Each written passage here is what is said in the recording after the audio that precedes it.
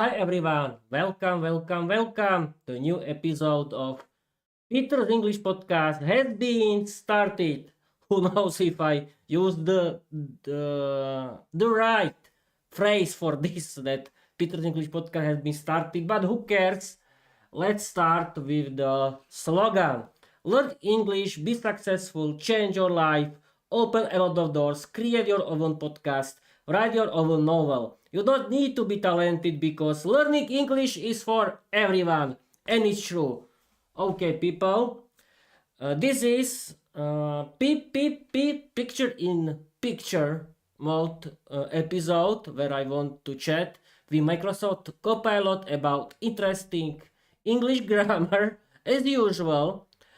And then Microsoft Copilot can create interesting, funny story inspired by my novel Viera the Vampire Diary. But let's start with the English grammar. But let's introduce myself a little. Hi everyone, I'm Peter. I'm the owner of Peter's English Podcast, and this is my podcast. And my podcast is about my own novel, We Are the Vampire Diary. It's about practicing my speaking skills in English. It's about learning English and sharing and inspiring people for learning English, because learning English is for everyone. And we can start. And okay, we can see it. Everyone can see it, and we can start. Okay, let's start. Now I want to learn. Wait a minute. I don't know the name of it. Relative clauses. Yes. Okay. I'm streaming and recording on my YouTube channel via OBS Studio. My new live stream of my podcast. Wait a minute. It cannot be smart. It cannot be. Yes. I activated study and learn mode of Microsoft Copilot. Let's learn relative clauses in English. Now we have to wait.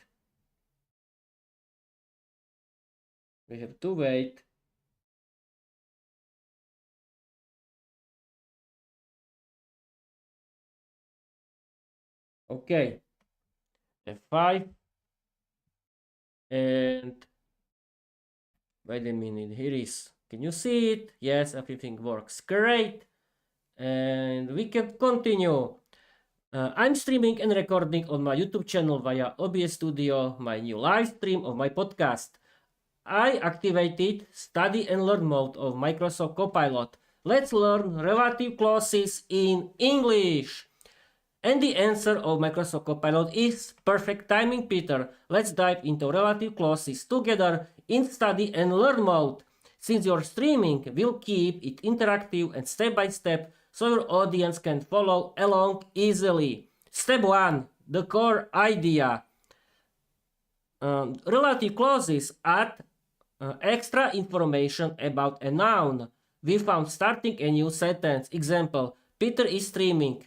Peter loves English. Peter, who loves English, is streaming. Step 2. The key pronouns. Relative clauses usually begin with words like who, people, which, things, that. People plus things, defining only where, places, and whose, possession.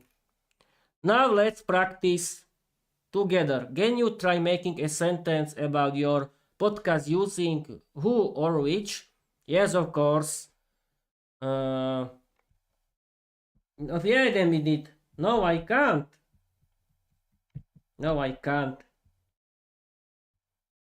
Please explain it to me.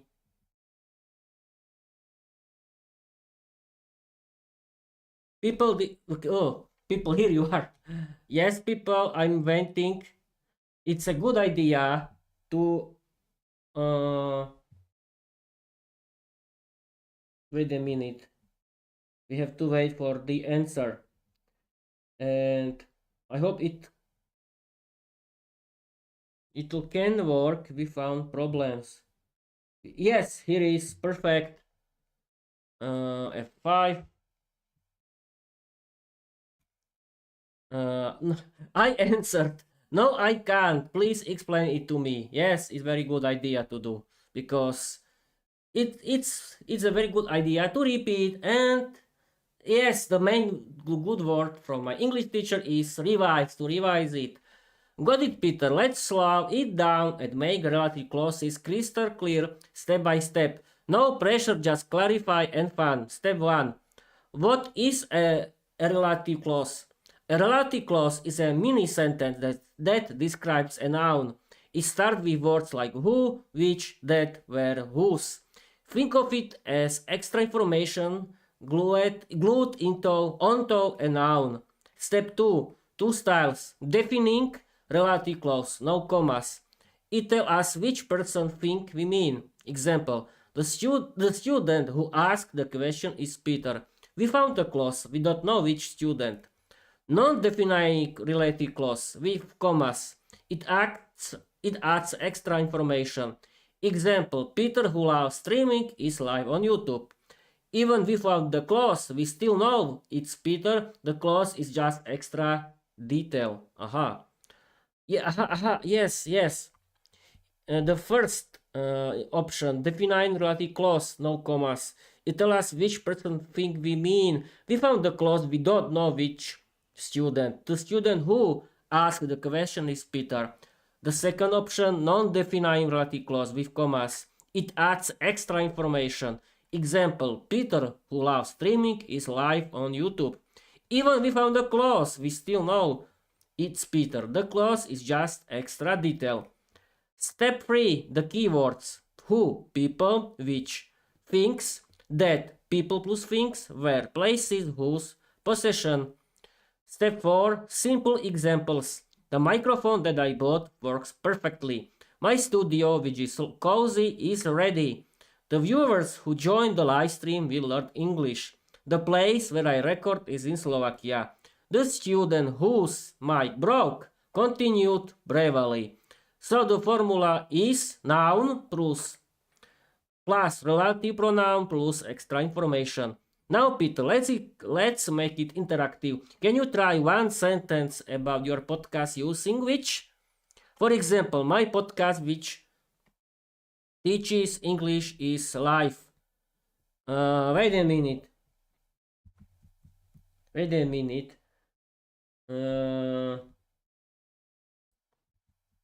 Explain how to use which? Okay. Why not? We have to wait. And we have to wait. And we have to wait. Okay.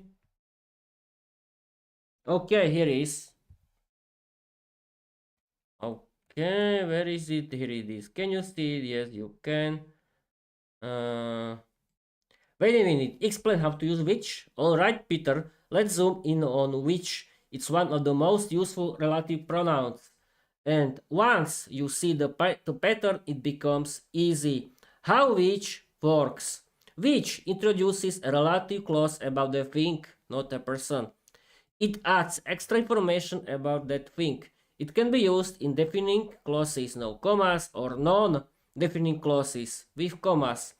Defining relative clause, no commas. This tells us exactly which thing we mean. Example, the microphone which I bought yesterday works perfectly. We found the clause, we don't know which microphone. The clause defines it. Non-defining relative clause with commas. This adds extra information about the thing.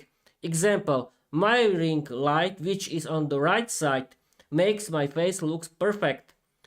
Even we found the clause, we know which ring light. The clause just adds detail. Formula. with think plus which plus extra information. Examples for your podcast. My podcast, which teaches English, is live on YouTube. This episode, which I recorded yesterday, is about relative clauses. OBS Studio, which you use for streaming, has many hidden settings. Quick practice. Can you try making one sentence about your studio setup using which? Yes, of course, this is easy. Wait a minute.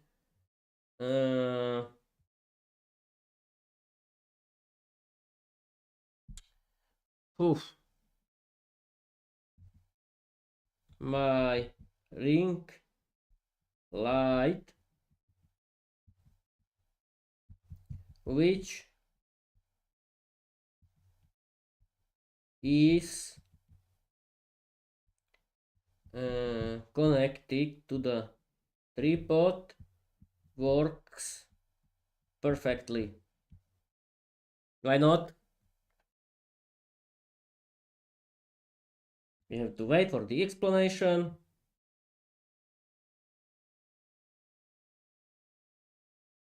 Okay, we have to wait, and here is 5.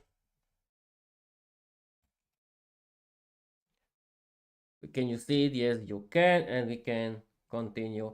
My ring light, which is connected to the tripod, works perfectly. This is, people, my sentence, my answer. Excellent, Peter. That sentence is a defining relative clause with which, and you nailed the structure. Let's break it down. Main noun, my ring light. Relative pronoun, which. Extra information is connected to the tripod. Main idea works perfectly. Together, my ring light, which is connected to the tripod, works perfectly. Why it's correct? You used which to describe a thing, the ring light. You gave essential information. Which ring light? The one connected to the tripod. No commas because it's a defining clause. Bonus tip: if you wanted to make it non-defining, extra detail, not essential, you add commas. My ring light, which is connected to the tripod, works perfectly. Here the clause is just extra info. We already know which ring light you mean. So your sentence is perfect for defining relative clause. Want to try another one? This time with who for people? For example, Peter who is streaming. But no, this is too easy. Right. The almost common relative clauses in spoken English. Now we have to wait.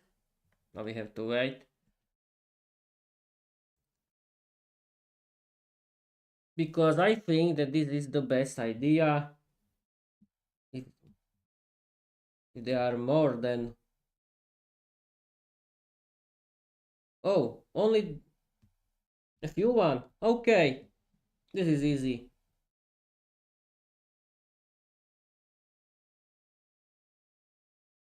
Oh, this is very easy, people.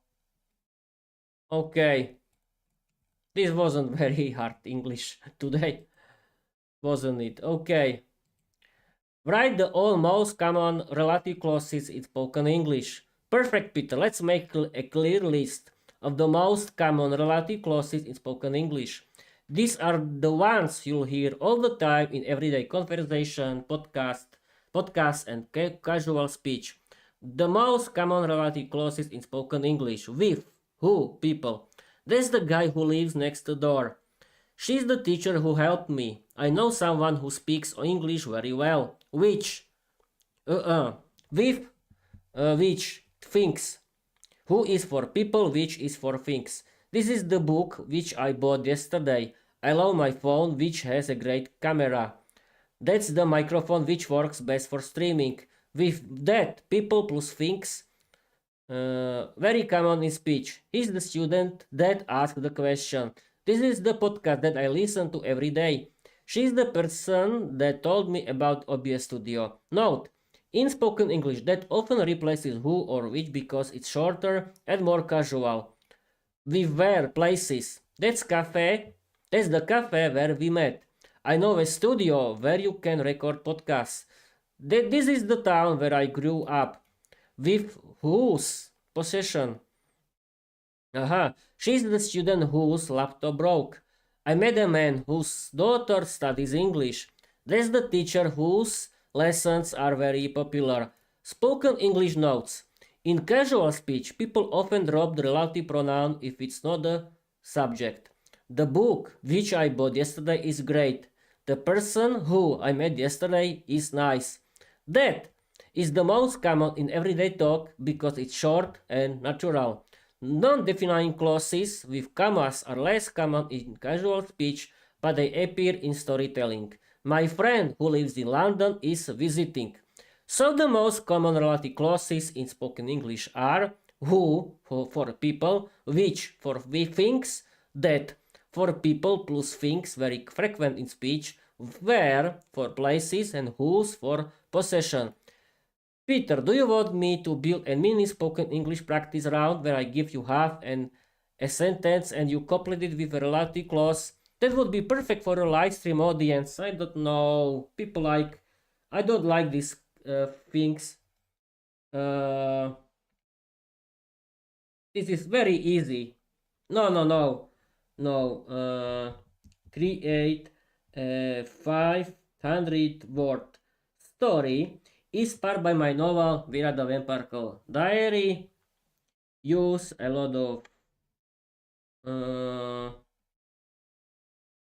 of funny wild dialogues. The story has to be funny and interesting and wild. Use this kind of English grammar. Let's go.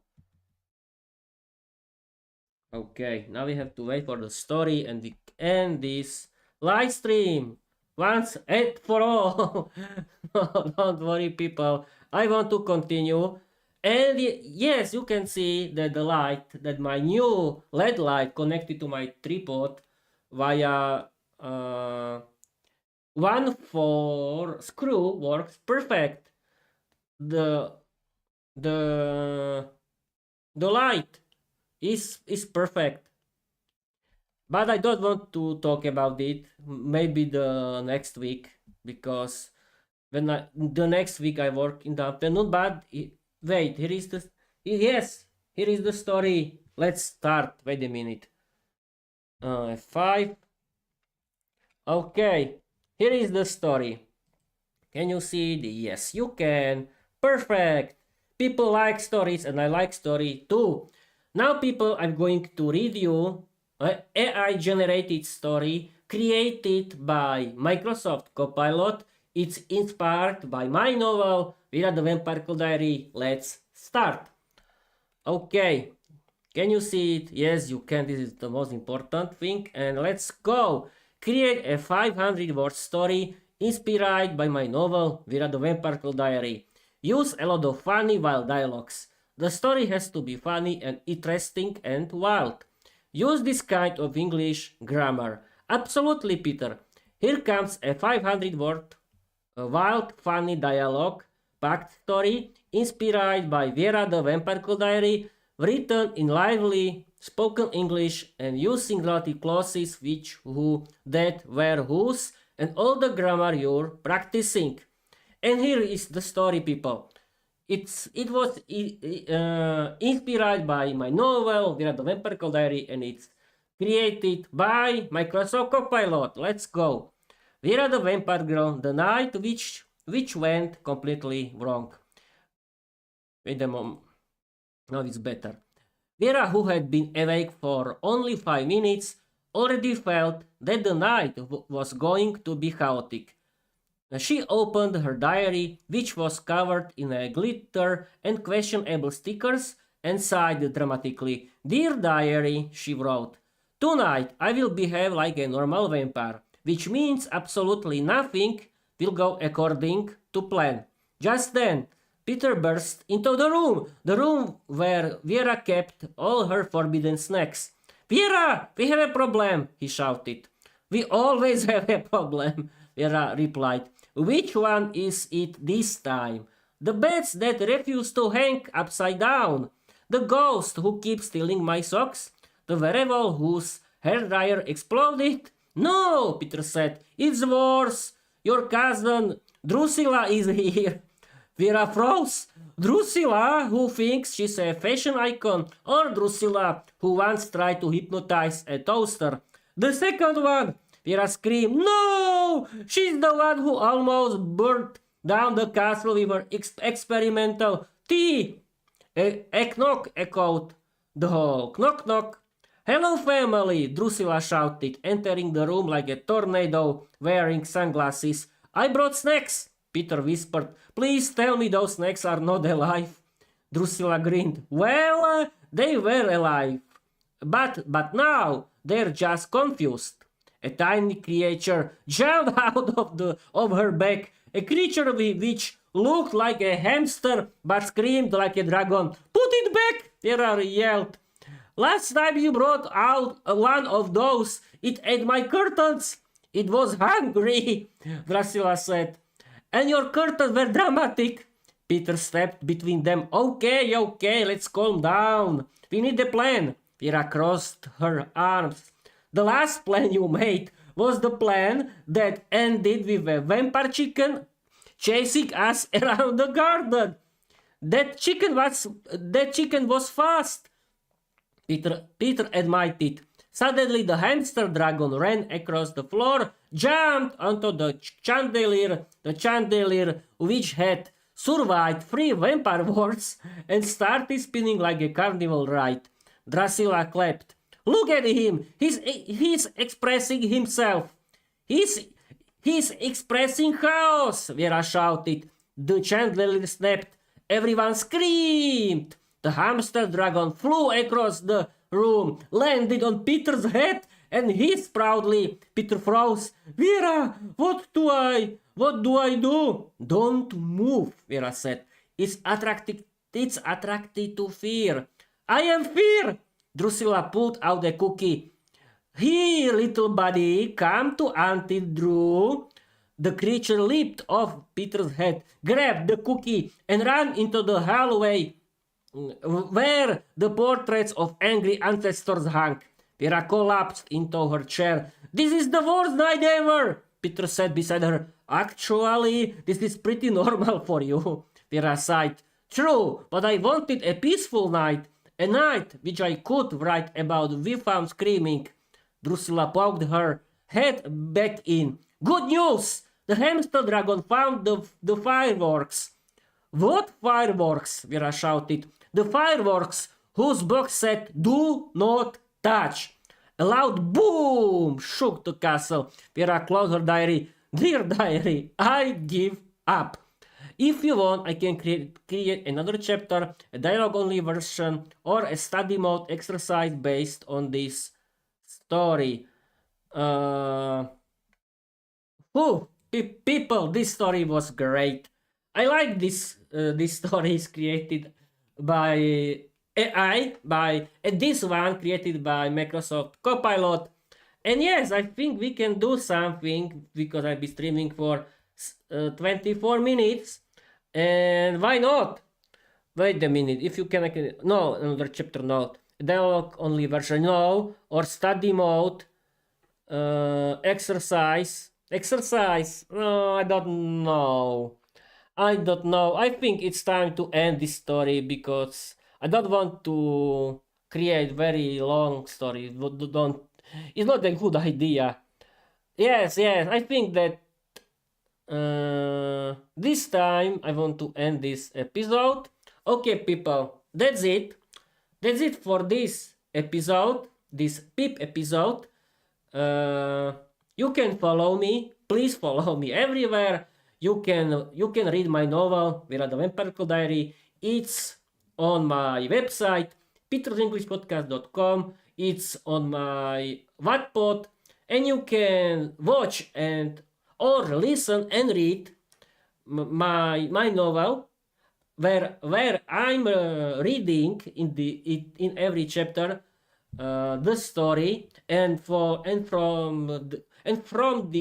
since the end of the year 2025, science science since science not science since the last Christmas, I added to my podcast peep modes, peep mode, picture in picture mode, for my own storytelling, and for the chats with all AI chatbots. I call this the new era of Peter's English podcast, because I think it's a very good idea to show you the chat with AI chatbots, or my every chapter of my novel Viera the Vampire Diary. Okay, that's it. Thank you for watching. Thank you for listening, and I want to tell you bye bye.